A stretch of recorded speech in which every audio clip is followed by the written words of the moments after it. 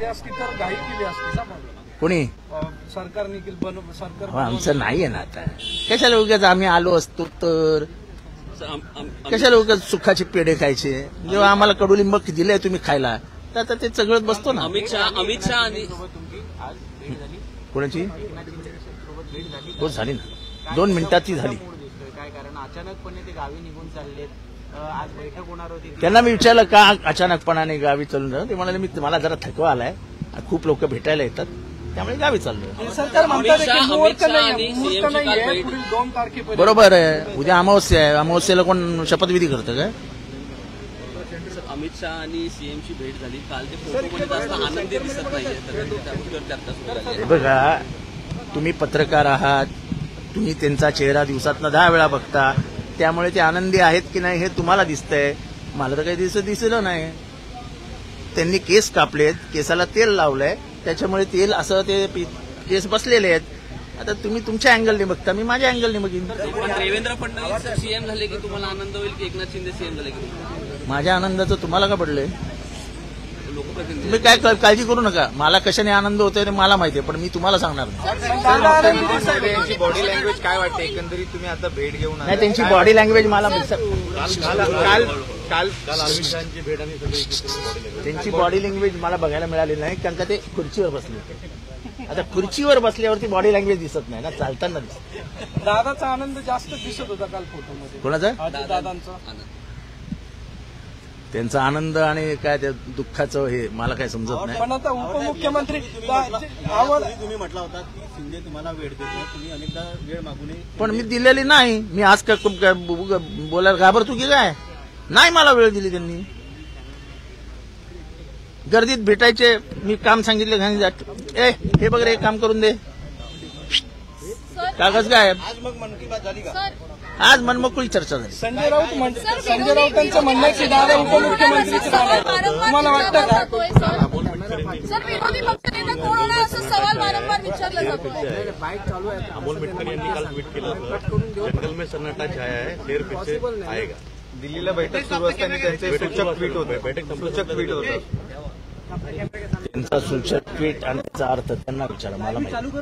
दादा म्हणतात की लोक म्हणतात दादा परत उपमुख्यमंत्रीच राहणार. वाटतं तुम्हाला? अहो ते काय राहणार आहे मला काय माहिती. त्याचे 135 आहे, त्याचा मुख्यमंत्री होणार आहे. हे लोकशाहीतलं साधं गणित आहे. पण मग त्यांची इच्छा. सर तुम्ही म्हणत आहात की ईव्हीएम मध्ये घोळ करण्यात आलाय. तुमच्या मतदारसंघात हा घोळ करण्यात नाही आला का, किंवा तुम्ही काय थांबवण्याचा प्रयत्न केला का यासाठी? माझ्या पद्धतीने मी थांबवण्याचा प्रयत्न केलेला आहे.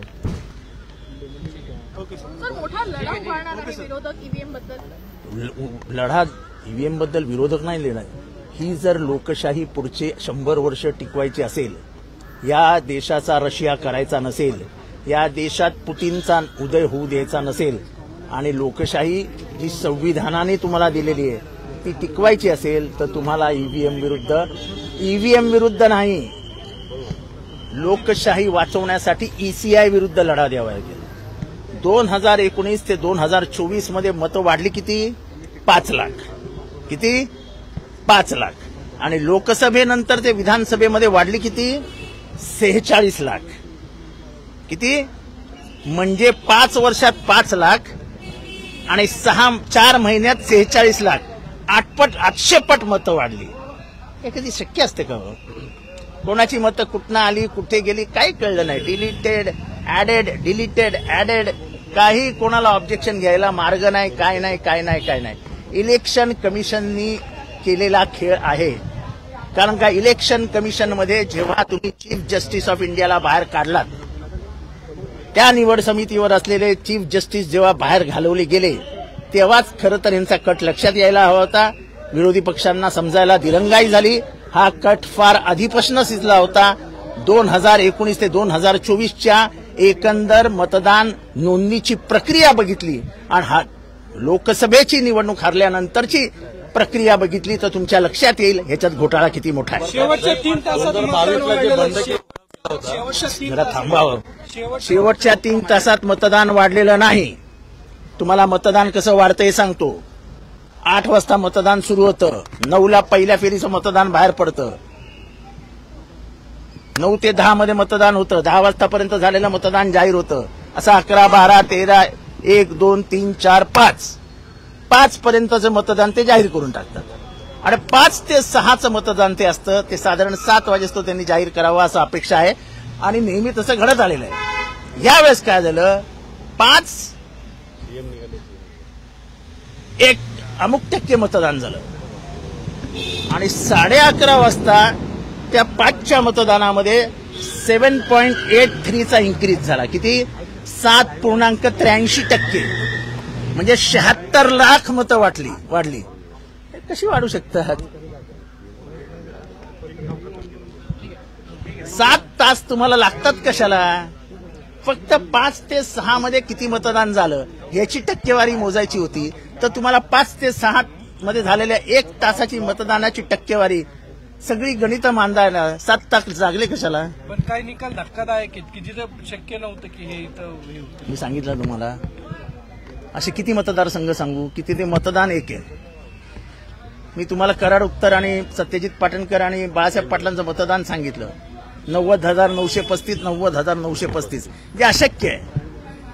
नाशिकमध्ये 6 मतदारसंघ असे आहेत 1,38,000 एवढी मतं, 1,38,000 एवढी मतं, 1,38,000 हे मतं कॉमन आहेत. पूर्ण महाराष्ट्राची शीट घेऊन बसा तुम्हाला सगळं लक्षात येईल. पुढच्या 8 दिवसात आम्ही सगळे घेऊन येणारच आहोत. सदाभाऊ खोत आणि पडळकरांनी रोहित पवारांना आव्हान दिलंय की कुठल्याही क्षणी त्यांनी जाहीर करावं की ईव्हीएम मशीन हॅक होऊ शकतं. 101 रुपयाचं बक्षीस जाहीर केलंय त्यांनी. थांबा जरा वेळ थांबा ना. दूध का दूध पाणी करायला आम्ही मोकळे आहोत ना. 2022चा जो ज्यांनी विरोध केला तर सगळ्यांना पाडण्याचा प्रयत्न झाला या निवडणुकीत. पाडण्याचा प्रयत्न न झाला, पाडले. पण तर पहिल्या फळीतल्या नेत्यांना पाडायचं आणि विरोधी पक्ष नेत्यांसाठी पण संख्या उरवायची नाही असं काही डाव. असं आहे की ज्या पद्धतीने हे सगळं केलंय त्या पद्धतीने इथली लोकशाहीच संपुष्टात आणायची, महाराष्ट्रातली लोकशाही संपून टाकायची या प्लॅनिंगने हे सगळं झालेलं आहे. Thank you thank you sir. थँक्यू.